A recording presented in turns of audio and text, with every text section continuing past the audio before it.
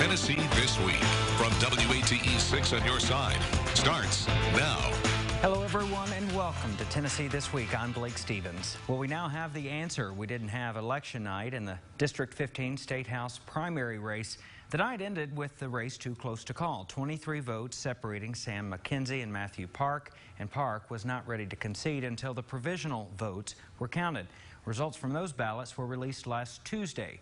Park picking up 7, McKenzie picking up 9 more votes, this expanding his winning margin to 25 votes. Matthew Park's campaign releasing a statement congratulating McKenzie and saying Park, quote, looks forward to working with him during his time in office to push for progressive policies in the district. The day after those provisional ballots, with the primary win in hand, I caught up with Sam McKenzie, talking about this close race and his pitch to voters on both sides of the aisle. It was an extremely tight race. I firmly believe the right candidate came out on top, but it goes to show the diversity of the district. I mean, we are a very diverse district, a whole lot of thoughts, a whole lot of, goals that may not be aligned, but I truly believe once we have clear conversations, there's going to be a lot more things that bring us together as a district than divides us. We've changed over the last 10 years. The dynamic of South Knoxville, downtown, East Knoxville, it's evolved and it's still evolving. But, that's why I felt that it was time for me to run. I think I'm a uniter. I'm a person that can understand complicated issues and concerns and bring people together. McKenzie looking ahead to the November election, but also preparing for the job if he's elected. The Democratic primary winner watching this week's special session closely, listening to the topics he may be weighing in on next year. I think some are fairly frivolous in nature because I think there's laws on the books that cover them. But, I do think there needs to be some conversation about what do we do if someone is suing a school system or suing an entity. I do think there need to be guardrails. I think these guardrails that they have in place are a little too tight. So hopefully, that's the legislative process to widen those out. I don't think it's because your son or daughter got contracted that it happened at school X or school Y. So I do think that there need to be limits on that. And then, in terms of the people that are protesting, people have a right to peacefully assemble. And if that's what they're doing, we need to support that as best we can. Now, there's still a body of work to do in Nashville and at Capitol Hill, there in Nashville, at the state capitol. But people need to be able to voice themselves, whether I agree with what they're saying or I disagree with what they're saying. McKenzie pledging to prioritize health care and education, among other issues he sees as important to the district. We're not fully funding the Medicaid and our health care program in the state of Tennessee. We just had another hospital close, a rural hospital. And I think that should resonate with a lot of what I plan to be my rural colleagues in the House. We need to accept all the money that's due the state of Tennessee. So health care reform is going to be number one. And the second one is education. I know the budget is limited right now, but we need to focus our spending on education. Most every school system in the county is either going totally virtual or a hybrid model. That costs money. And we need to understand that. And we need to give our school systems the money that they need, all of them, the urban schools as well as the rural ones. And I don't think the urban schools have been funded at the level that they should. So those are two of the things that I'm going to reach out and fight day one. There's two other big issues, and one of them is very complicated, but one is jobs. I don't think jobs are complicated. Good jobs are scarce. That's a statement of fact. And that comes from two pieces, not of the availability of jobs, but then also the skill set. I work at Oak Ridge National Laboratory. We're doing a lot of construction, but they take skilled craftsmen and ladies to get these jobs. We have to develop our workforce within the 15th district, in particular within the impoverished areas.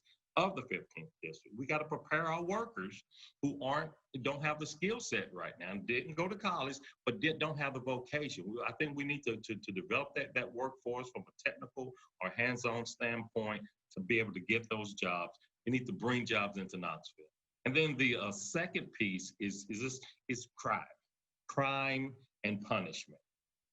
We've had an outbreak of crime in East Knoxville that's unfortunate over the last couple of weeks, and we need to deal with that crime. And so that's one piece, but it needs to be a community policing. But for those nonviolent offenses or nonviolent offenders, we need to reduce their sentences. Oftentimes they're in there for way too long, and once they get out, if it was a nonviolent offense, they need to be able to get back into the mainstream of our republic.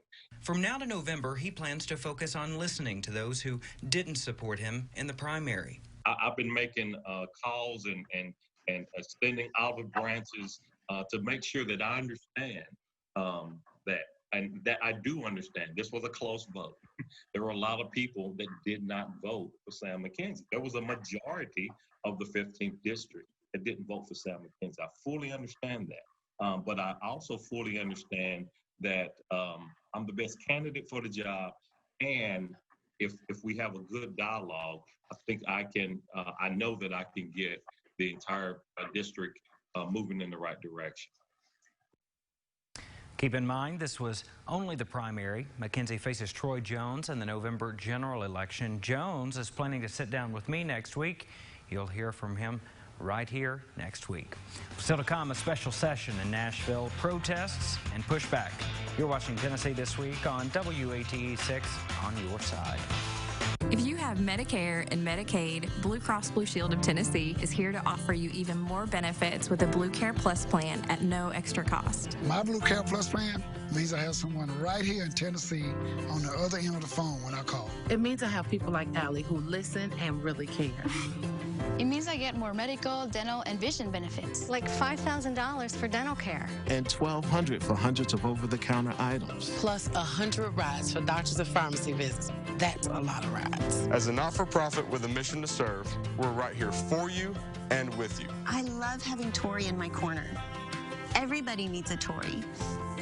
You can enroll in a Blue Care Plus plan at any time. Get these great benefits and more. Call 833-807-1234. That's 833-807-1234.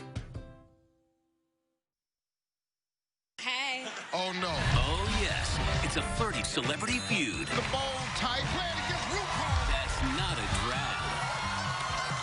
I predict this is going to be one heck of a good time. Celebrity Family Feud, ABC tonight. A big night for our state. Your local election headquarters. There for every moment. Posting to social media just moments ago. On air and online. WATE 6 on your side is your local election headquarters. Protesters who have been on Tennessee's Capitol Hill around the clock for more than 2 months were gone at least Thursday. They left after more arrests and a new bill making unauthorized camping on public property a felony. State Capitol reporter Chris Bungard has been following the protesters and the just completed special session. The legislature is gone from the Capitol, and so are the protesters who occupied this spot in front of it. The House Representatives of the 111th General Assembly of the State of Tennessee stand and adjourn in sine die.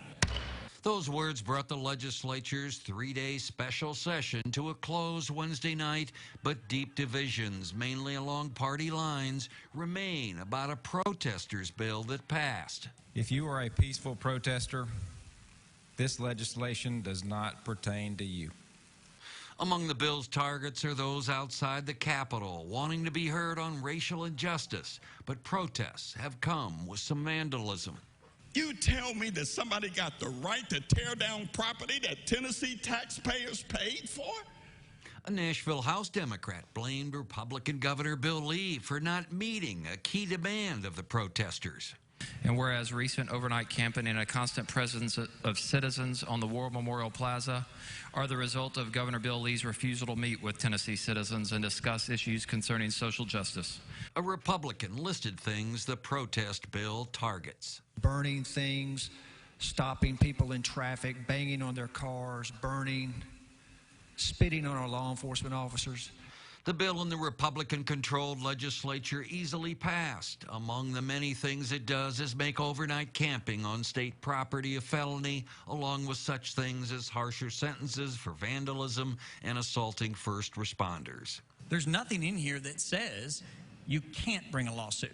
The special session also provided COVID-19 lawsuit protections for businesses and requiring medical insurance to pay providers equally for telemedicine and in-person health care visits. The new laws go into effect with the governor's signature here. Reporting from the state capitol, Chris Bungard. Well, Tennessee Smokies owner Randy Boyd offering up his concept for building a new baseball stadium in Knoxville's Old City. Boyd says the project could generate more than $1 billion in economic impact. We sent 6 on Your Side reporter Elizabeth Kubel to find out what people who live, work, and visit Knoxville think about the idea.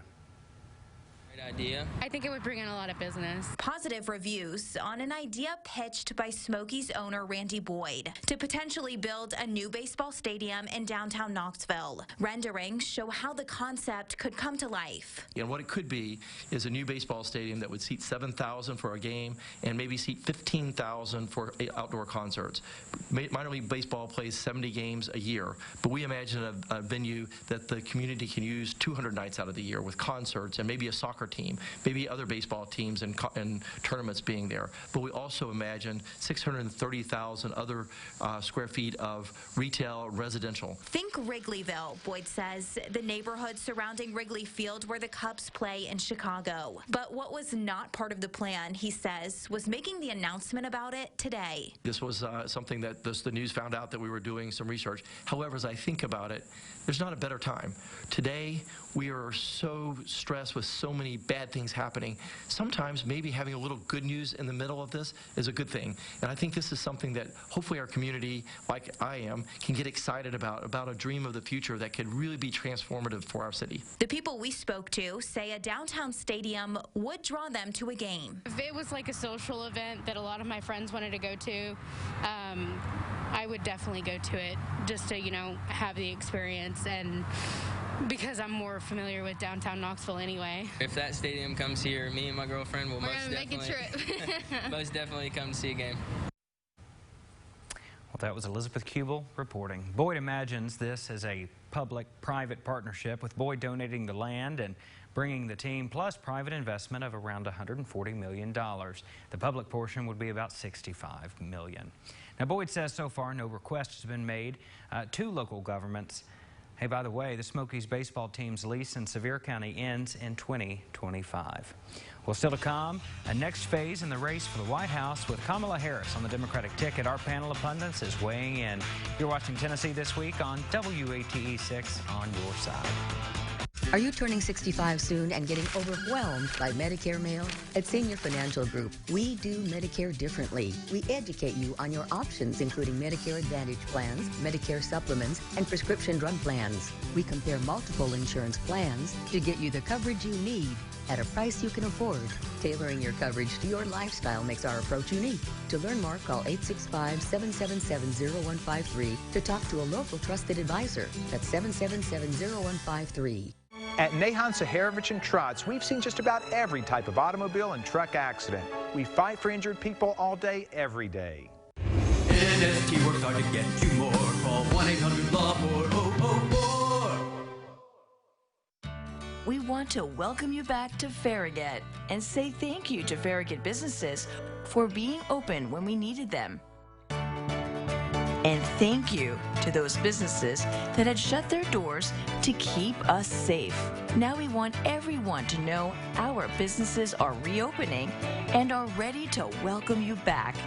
Doors are opening in Farragut. For business information, go to visitfarragut.org. We all want our pets to be healthy. Taking your dog to the vet for a thorough exam each year could be the key to making sure your dog lives a long, healthy life. Yeah, for more tips from Petland, you can head to livingeasttennessee.com. So my first question is perhaps the longest. I want to talk about that special session in Nashville. So we saw the legislation to order insurance companies to cover those telehealth visits, liability protections for coronavirus, and increasing punishment for damages brought on by protests. So I just want to get your thoughts on those big things out of the special session. George, we'll start with you. Well, there were no fireworks. Everybody seemed to get along. The votes on each piece of legislation were lopsided, and everybody was saying they worked together. So couldn't have been any fun at all. But the issue of the protections for workers, or protections with respect to COVID-19, the liability protections, those things, while troublesome, are going to happen to a degree, or businesses are going to be paralyzed in terms of their ability to get back into employing people, into serving people, because of the constant fear, oh, I got coronavirus in your store, therefore, or wherever it is, and I'm going to have to sue you now. And that's quite an actual fear. With respect to the punishments for protests, I don't think those were necessary. I think there are laws out there already that cover it, and making it a felony to camp on the Capitol grounds seems like a bit of overkill. Every time there's a situation in this country or state, we don't need new laws to deal with it. That's what I think. Courtney? I had personal experience with one of the issues that they took up in the special session, which was access to telehealth or telemedicine. And it was something that I'd gotten personally involved in. My son has a speech therapist. And I remember when we were talking at the end of June, and his speech therapist said, I don't know if we'll be able to continue his services unless the governor extends his executive order. And I was like, what are you talking about? Telehealth services aren't covered. I thought it was just a thing, and why wouldn't insurance companies cover it? But I found out that they were covering it because of the response to COVID, and because the state legislature had been requiring them to do so. So I was happy to see that it was once again extended. And I would like to see that permanent, just not a part of COVID-19, because it gives access to services to a lot of people that either don't or can't meet in person to receive those services. Greg? One of the biggest groups pushing for the limited liability were school systems. They were really concerned about, going back and having a person contract the disease and suffer some poor outcomes and the resulting lawsuits. School systems get sued all the time. So I think it was important that they adopted this for the schools, but it certainly was no protection for the workers. This was all protection for the business owners. There was no corresponding group of metrics that were to protect employee safety that they must meet. So we'll have to see how that goes on. Hey, Blake, real quick, what the insurance companies are going to do, if it's added permanently, they're just going to raise rates, and people will wind up paying for it, whether it's mandated or not mandated. But why would they raise rates? Well, if it costs the companies more to do that business, they will raise their premiums to cover their costs. But it does seem, particularly in the 21st century, that it's a decent idea to be able to access telehealth. There's no in-person coverage is more expensive, and this was one of the issues I had with the legislation, was that it put in-person and telehealth at the same coverage. It seems to me that the telehealth is going to result in less expenses to the providers, and therefore it should be at a lower rate than an in-person visit. All right, we'll keep our eye on that and see where that goes. But now, if we could talk a little baseball, Randy Boyd, of course, releasing those massive plans for a stadium in Knoxville. It will require a lot of public investment, a lot of work, period. So, given where we are economically, should baseball fans be excited about the idea? Should they be hopeful that it's going to happen? Craig, what do you think? Well, it's an exciting proposal for the old city and for downtown. There's no question about that. But is this the right time to come to the local governments who are experiencing reduced revenues for potentially $60 million in bond issues? I think they got a lot of convincing to do for city council and county commission before we see that. But we're just at the beginning of this process. So we'll see if over time. Now it seems that, you know, the AA level of baseball is pretty protected, but Major League Baseball is contracting their minor league system. So we hope it doesn't contract to the level where you build a stadium and you don't have a team. George, are you hopeful it'll happen? Well, actually, a stadium should have been built in downtown Knoxville 20-something years ago, or somewhere in that neighborhood, but it wasn't.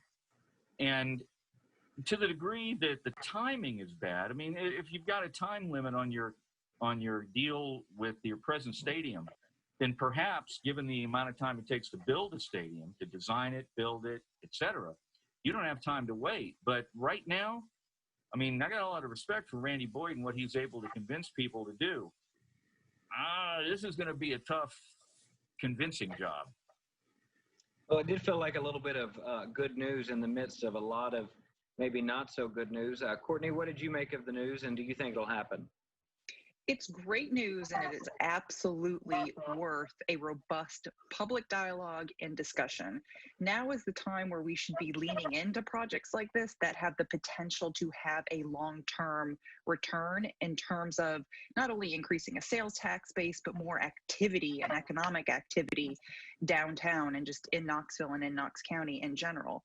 You know, now is a time where we need to lean into these big ideas and these big projects and not contract. Would it be something that should go to a public referendum? Do the people of Knoxville and Knox County want to spend it? They did that in Nashville for the Titans Stadium. We'll see if that happens in this case. Is it too late? It would be one heck of an expensive campaign. That would be a really expensive campaign. And the chances of it being defeated in a referendum would outweigh those of it being passed. Not passed in Nashville. Well, you're talking about the Tennessee Titans National Football League franchise, not a AA baseball team. Right. Let's stay on the topic of sports here. So UT making some announcements this week. What we know right now is at least it looks like UT organized tailgating won't be happening in the fall. What are your thoughts on this decision, and what does this mean? What does this mean for game day? Who's the biggest UT fan in the group? I would say me. All right, Courtney, we'll start with you. I don't see a UT jersey behind you. Well, professional hockey, the Red Wings. I'm sure there's UT memorabilia all around. I mean, here. for crying out loud, Blake, she started at split end. Yeah. Oh, geez. Courtney, what do you make of the change to tailgating? What does it mean for game day? I wasn't surprised by this at all, and it's just we know that sports is going to have a new normal, and fan participation is one of those new normals, including tailgating.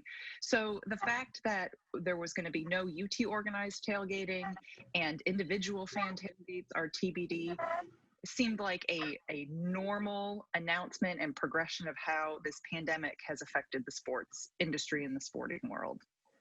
You know, the fans have to remember to a certain extent, it's not all about us. And there are different ways for us to participate and support these kids and these student athletes other than having giant tailgates. Greg?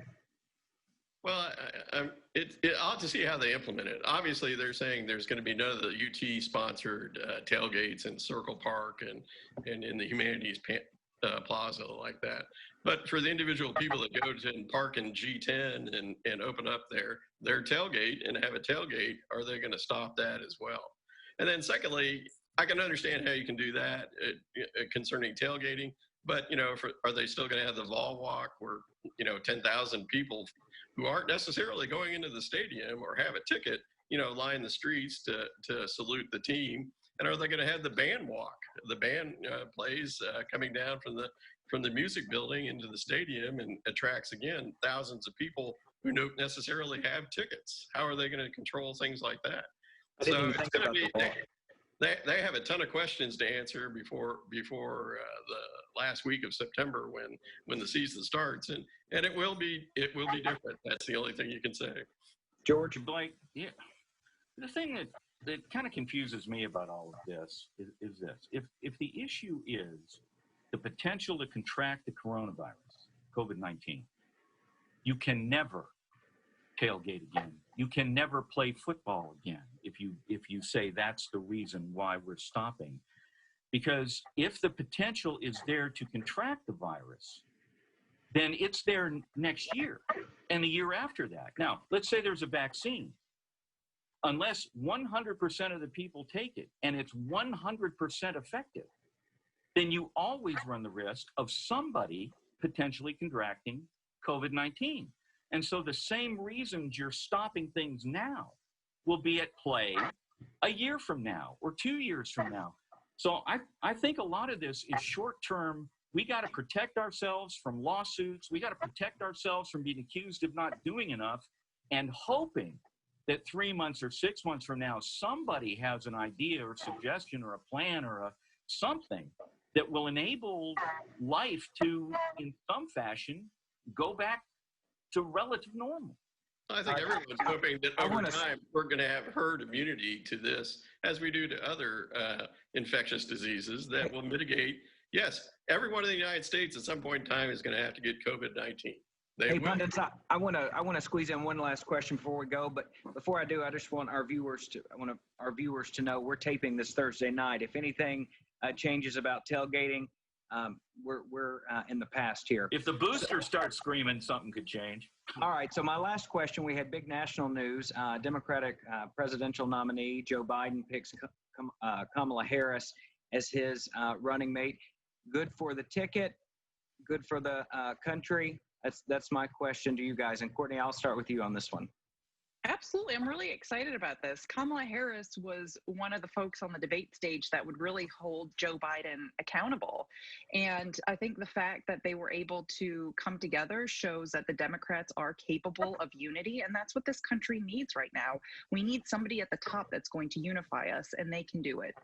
All right. I got about 15 seconds for George and Craig there. George, thoughts? Well, when she dropped out of the presidential race, she said that she was doing so because of basically racist attitudes among voters. What she didn't realize she was saying when she was talking about Democratic voters. And whether, as with a Jamaican father and an Indian mother, whether she can be that person of color that attracts the black community is not yet known. Hey, Craig? Yeah, well, I think it's clear that they're trying to put a broad-based coalition together, similar to the Obama coalition that elected him twice. And we are a 51-49 country now. I don't know who's ahead in that race. But the problem that this creates for Trump is increased voter turnout. If she generates more voters, it energizes that Democratic base, then he's in trouble because he hasn't really expanded his base. Even with the best economy in the history of the country in the last 3.5 years, he hasn't expanded his base. All right, I'm going to leave it there, pundits. George, Courtney, Craig, thank you so much. We'll see you next week. The views of guests on Tennessee This Week are their own and do not represent the views of WATE 6 on your side or Nexstar Broadcasting.